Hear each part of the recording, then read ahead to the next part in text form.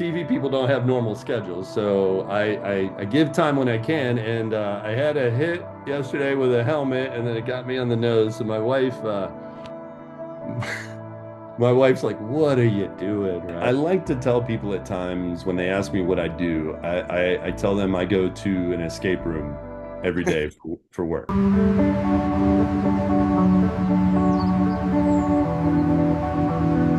Count this down as the first time that I've interviewed somebody and there's a picture of a cow behind him. That's one of the many cool things about Brad Jones. He is a Mr. Do-It-All in the broadcasting realm. He can engineer. He is also a producer. He's a director, executive producer. The man can do it all. We're going to have some fun sharing his story. I feel like I'm his hype man here. This is the Sports Media with a Human Touch podcast. I'm Bryan Fenley. Brad, glad to have you. Brad Jones, thank you so much for being here. No, thanks, Brian. Like I said, I'm nervous. It's been a while since anyone's talked to me about anything I do. Well, there's a nervousness that comes in this conversation, which I feel like as we start talking a little bit more, you're going to not have that. Yeah. But what about the nervousness going out and playing football? It's a it's weird. It's just like television, right? Everything in my life is kind of very similar to television. You get the first hit, like you get nervous, and then first hit happens, and then everything gets into a rhythm, right? So think about it. Once you get past the opening segment in a television show, it's normal flow, right? So football is very similar to television where, man, you take the first hit and you go, all right, let's play this game. And then everyone that's around you disappears and you just you're just doing everything you've done since you were in third grade. Yeah, which is exactly how I feel like this conversation is going to go. You're locked in now. I know the nerves are behind you. Yeah. Not only have you been a football player, but you're a coach. And speaking of taking a hit, Yeah. it sounds like you took one recently. Yeah. So I'm a volunteer assistant because once again, TV people don't have normal schedules. So I give time when I can, and I had a hit yesterday with a helmet, and then it got me on the nose. So my wife's like, "What are you doing?" Right? So but it doesn't mess up this look, right? There's not a lot that can make this look good. So it's not a big deal. Well, how intimidating was that look when you're playing college football? Like I would be running the other way if I'm No, against you. no. Man, I'm like Finch off of Wildcats, right? I'm like, hey, how was your day? Right? Like, hey, we're gonna block you, but we'll see how this goes and such like that. Yeah, honestly, um, I think I was mean on the field, I think, or aggressive on the field, but off the field, I'm just a 6'6" teddy bear, right?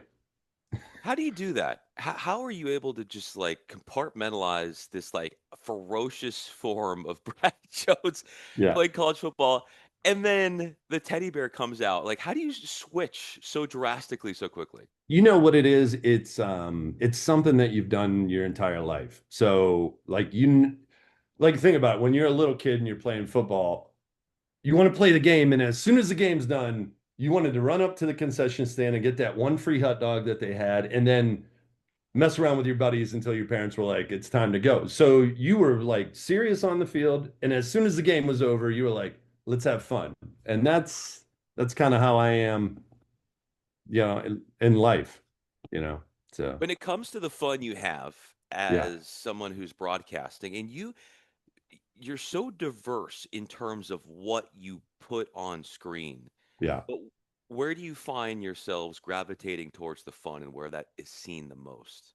Man, it's funny. I think like when I do featurey stuff, we like to roll early to get that uncomfortable, like if we don't know somebody, right? And then we're sitting down to do an interview, they always come in and it's always like the football game. You come in until you get the first hit, you're kind of feeling each other out, right? Like as an offensive lineman, I don't know what the defensive guy feels like until I've hit him a few times, right? So during an interview, I'm always like, man, how's this going to go? So you butter them up a few times when they come in, and those are always like that gets the smiles out, and like we usually try to make a little reel of people laughing, goofing around, and you get to see a side of them. It's the vulnerable side of them that makes people connect I always feel with that person rather than, you know, I'm this guy, I'm a 10-time champion, I'm this guy,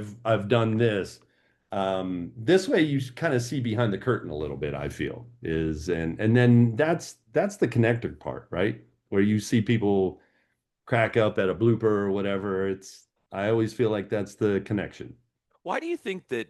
And I'm not saying that you feel this way, but I can kind of sense it sometimes in the industry where the kind of people person that you're describing, in that you are, that it can easily, not maybe easily, but it can get lost in the grind of this business and all that amounts to Listen, I can't say I'm all roses all the time either, right? You get, I just got back, I live outside of Pittsburgh and there's not many direct flights out of Pittsburgh. So every flight, if I'm getting somewhere, I've got to be on the first flight out of Pittsburgh.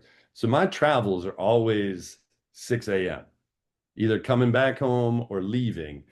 So that grinds you down and there are times I wish I were a happier person, right? Like just tired, right? I just turned 50, so I'm like, man, I feel it now. Where before I could stay up. I mean, this is like 3 years ago. I could stay up all night working on projects and, especially if it's a collaborative thing, there is no time limit. You just go and go and go. And those are the hard days anymore, realizing, man, I'm getting old. Like I'm looking at myself. I've gotten rid of all the mirrors in my house because I don't like it. seeing this stuff. But yeah, I mean, that's one of my big attributes is, I'm pretty gregarious guy, I think. And, it helps bring people together. No question. What what has kind of motivated you to take on such a large spectrum or palette of type of work? You're not specializing. I don't want to speak on your behalf, but Yeah. you, the, what has gotten into your mindset to take on projects so contrasting of nature, and that you just have such a vast amount of different kind of work? So I think for me, I like to tell people at times when they ask me what I do, I tell them I go to an escape room every day for work, right? So you have to figure out these problems, whether it's crewing, whether it's travel, whatever it is, or if you're engineering something, you've got to get yourself out of a hole. And man, that is the rewarding part. And I'm not working on the Super Bowl, right? I work on cool national broadcasts and stuff like that. Um, and you've got to be creative in problem solving with that, right? I don't have biggest budgets.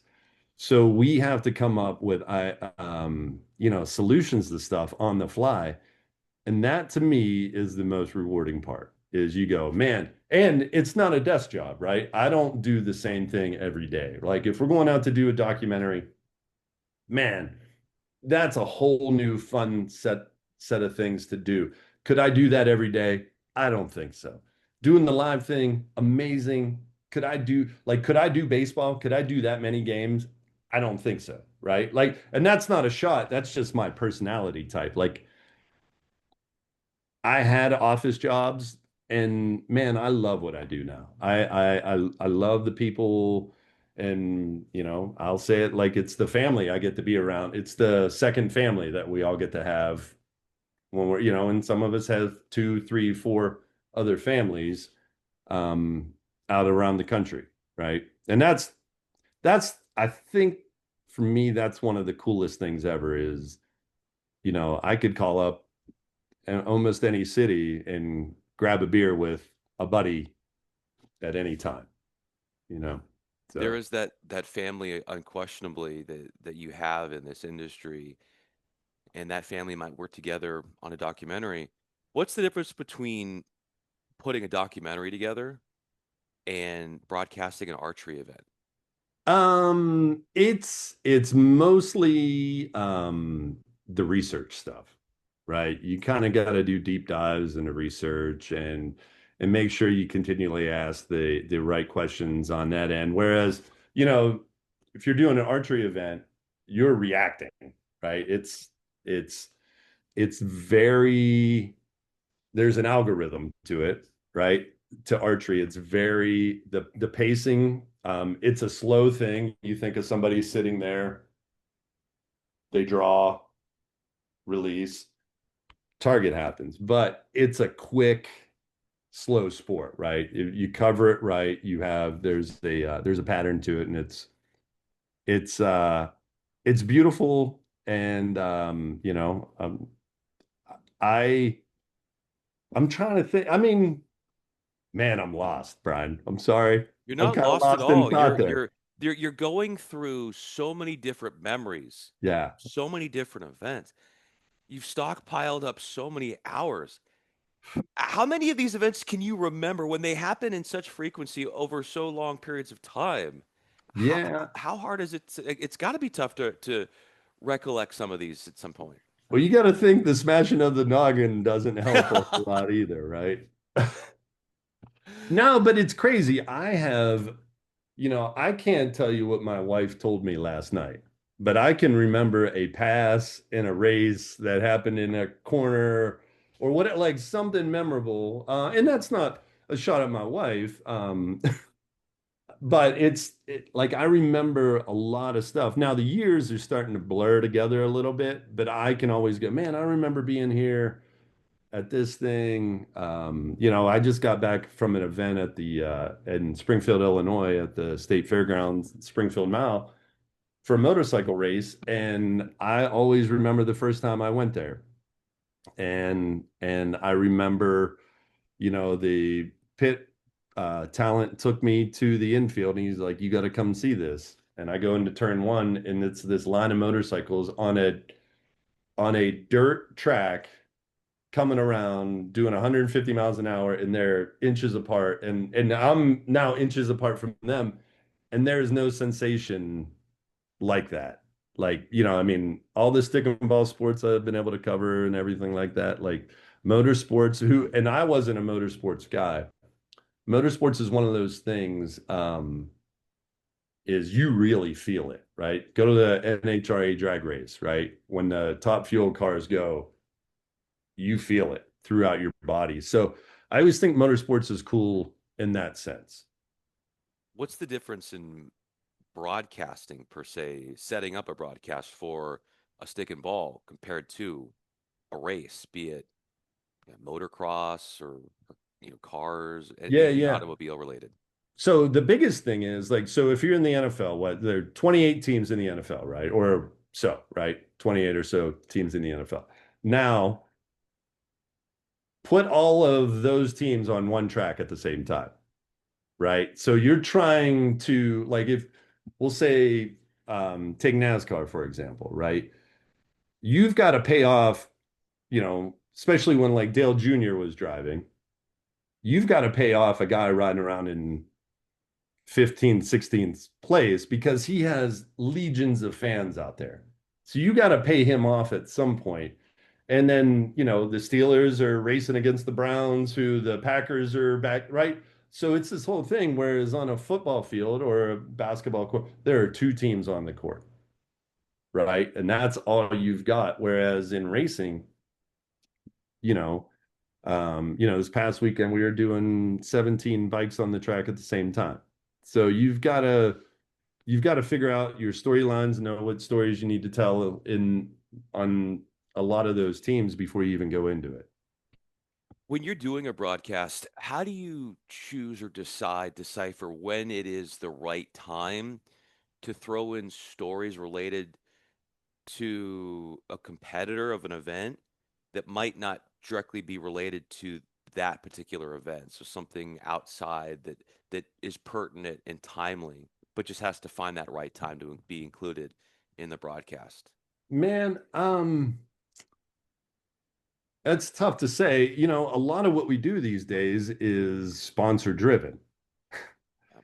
So you've got to, you've got to know like, hey, maybe this doesn't fit so much, but let's try like instead of just shoehorning it in, you've got to find the best, like you said, the how do you make this? And so maybe you put a spin on it that makes it fit that one element that ties it to the whole thing.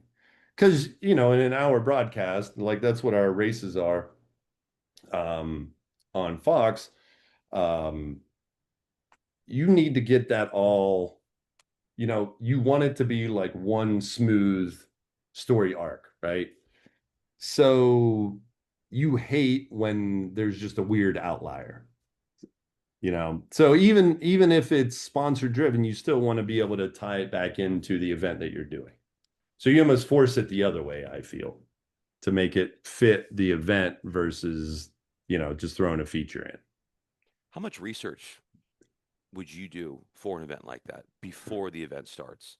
Well, you know, I look at I look it's crazy, especially on motorcycle flat track racing stuff. I've been around it a long time that I know a lot of it, right? And then I've got guys, our commentating team is really up to date, and then our play-by-play guy, he's got a stats guy. So we're texting a lot. It's all little text anymore. Like you have this rough outline of what you want to do, but there's a bunch of little text just trying to get little nuggets here and there. In our pit reporter, Kristen, she does tons of homework. She calls riders all the time. She's really, really good at that. I feel like that is, yeah, what makes Well, you. and then, you do your weekly broadcast meeting, right? You do your, we always try to meet on Wednesday and talk about, and it's everybody. We get rules and competition people on with us, if they want to explain something or if they feel like we're saying something wrong. It's a whole machine, right? What does Duke University mean to you? Man, it's huge. It's huge. It's crazy. It's obviously I didn't go to school there.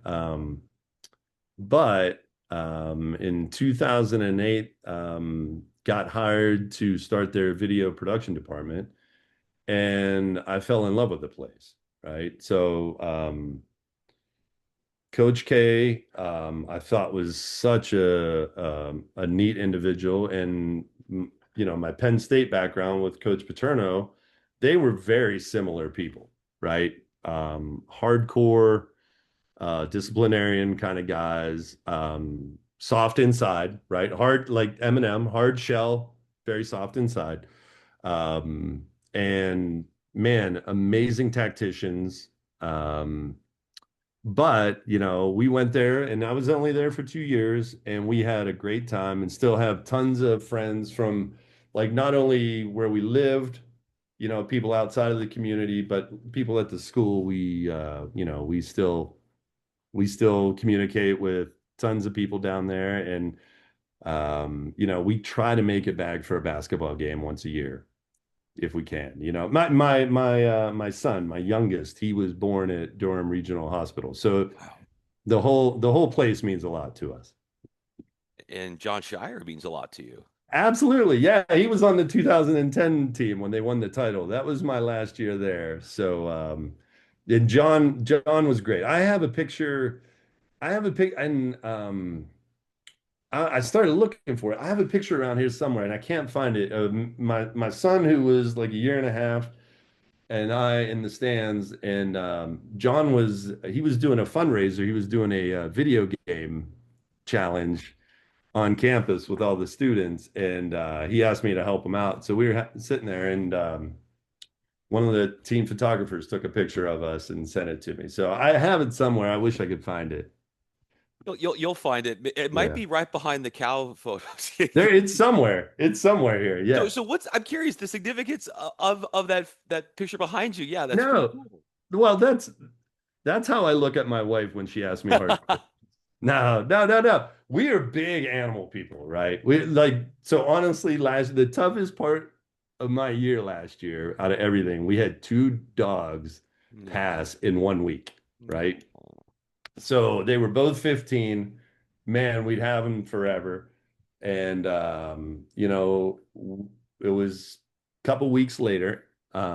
Actually, okay, so let me rewind. So 20 odd years ago, 20 probably 7 years ago, I had worked with I was a co-worker with Chris Bond, who you had had on this show, right? Yes. Yeah. And I worked for Chet Burks, who is another guest, Mike Burks's brother, right? So I worked for Chet in Atlanta, and we had a dog-friendly office policy. So Chris always had a bunch of dogs, so he'd bring it. And I walked into the office, and there was a big chocolate lab in the middle of the office, and I was like, "Oh man, Chris must have gotten another dog." So I see Chris later. I was like, "Hey man, I saw your chocolate lab." He's like, "I don't have a chocolate lab." So this dog had wandered in.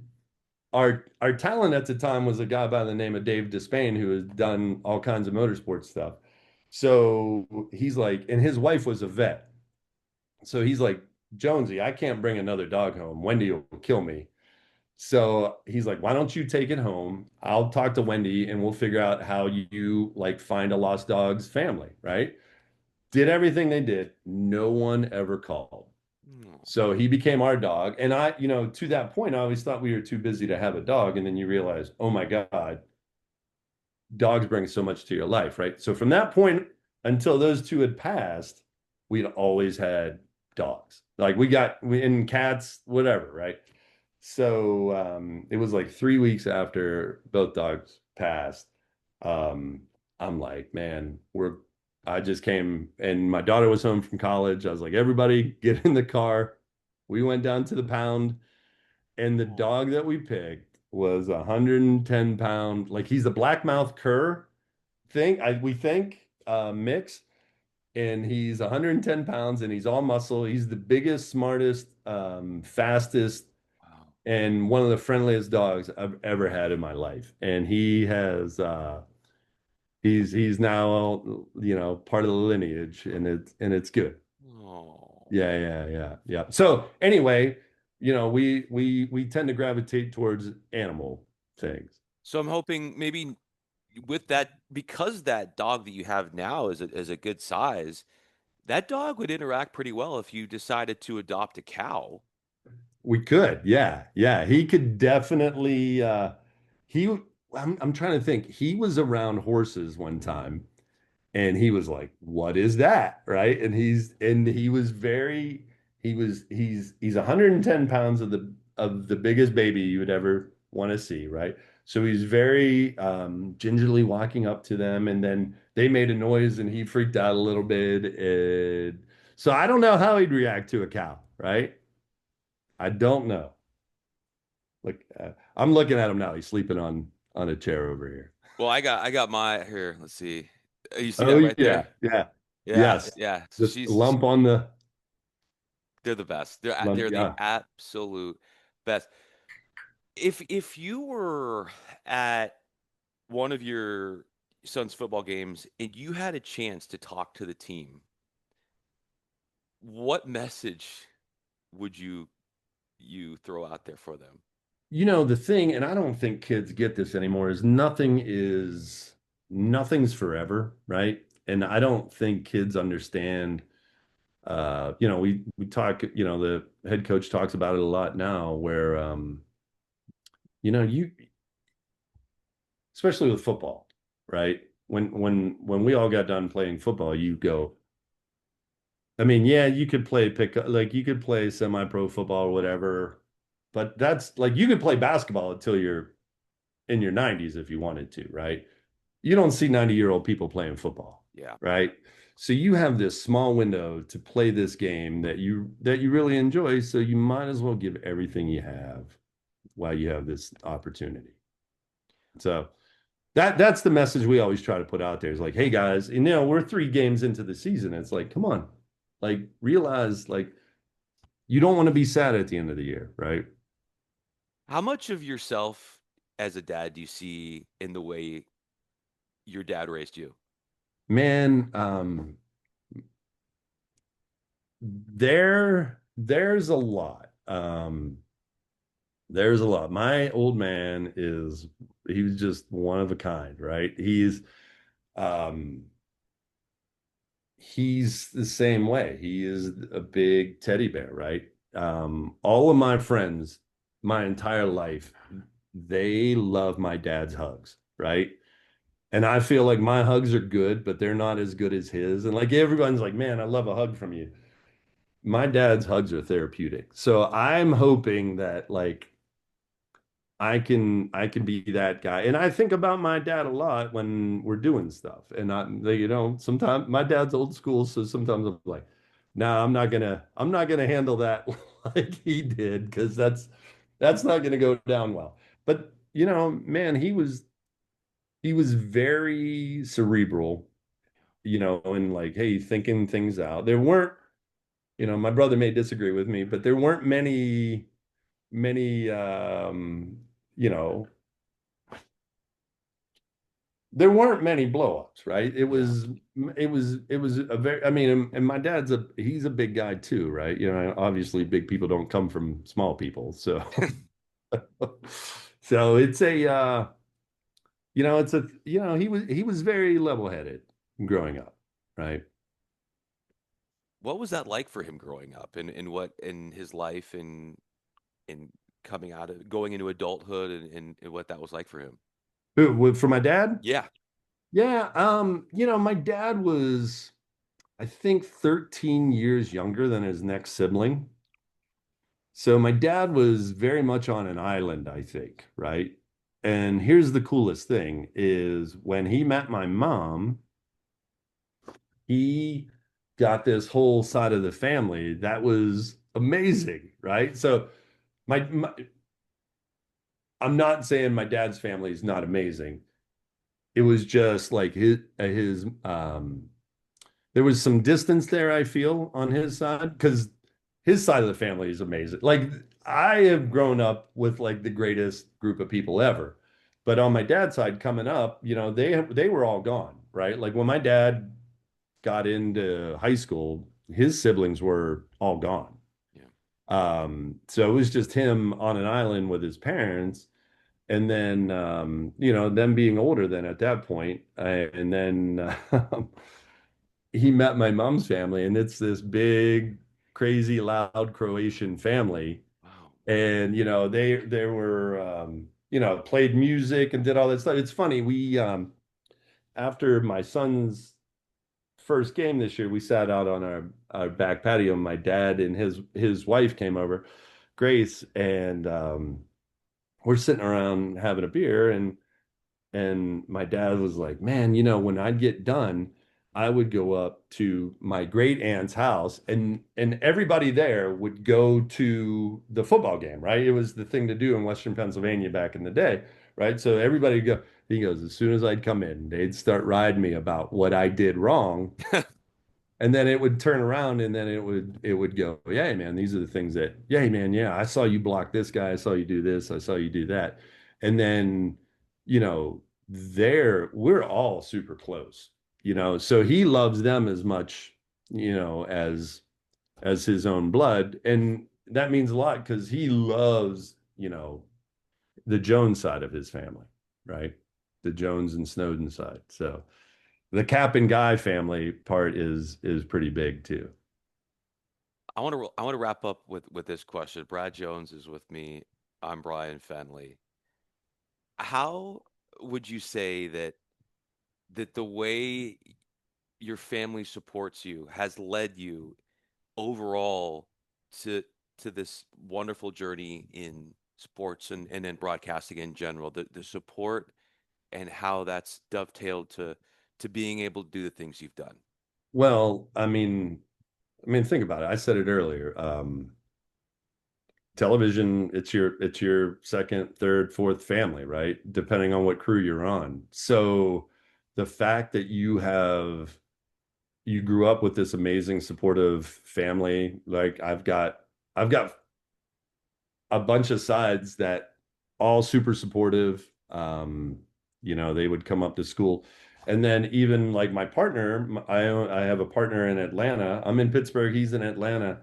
And man, we're family. we talk more at times than my wife and I do, right? So Steve, my partner, we are super close, but it's family, right? Like he's my other brother.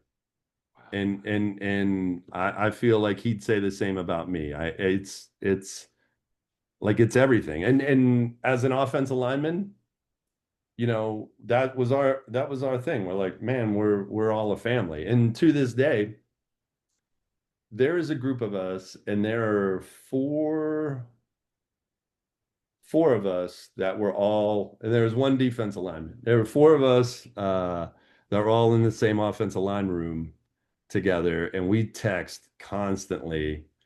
But it's same thing. It's family, right? Like it's your family.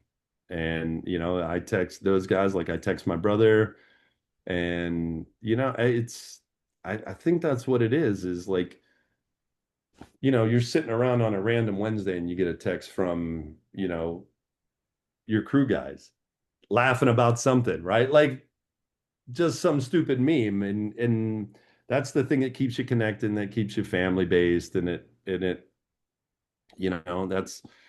that was the one thing that starting out in this industry, I had great role models that were like, hey man, whatever, like this is a family industry. Like as much as it can be really tough and you're working holidays and you're working weekends and you've got all this weird time where you're you're away from it, make it count when you're around, right? And that's the same with the TV crew. Make it all count when you're together. And and may I add, have a cow painting. I would count in the fact that I think as this interview went on, that you weren't nervous like you said you were at the beginning.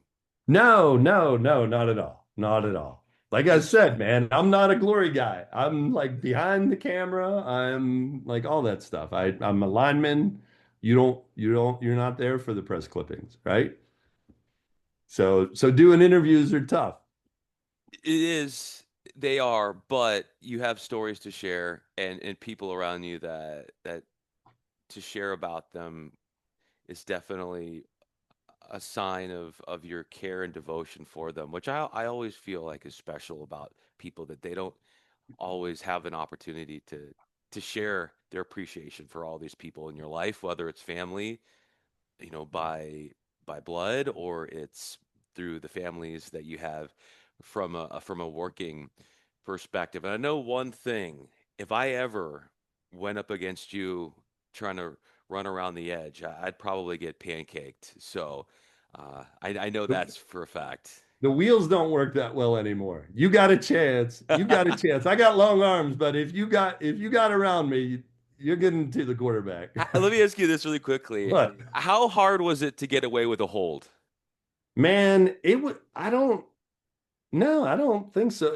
I mean, inside, you're allowed to hold inside, right? Inside. It's the problem is when they try to go like, when they're trying to get away from you and you still kind of got a thing on them, right? Like, but you got to give it up because you're like, man, that guy's got to be Superman to make the tackle by now, right? So I'm trying to think I'm probably under 5 times in my life I got cold for holding. Really? Yeah, yeah, yeah. Well, back in the day when he started playing, you were blocking with your forearm. Oh my gosh. Yeah, less than 5 times getting called for a flag. But thank goodness we flagged this man down and got a chance to have a conversation with him. Brad Jones, I'm Bryan Fenley. Brad, thanks so much. Thank you, Brian.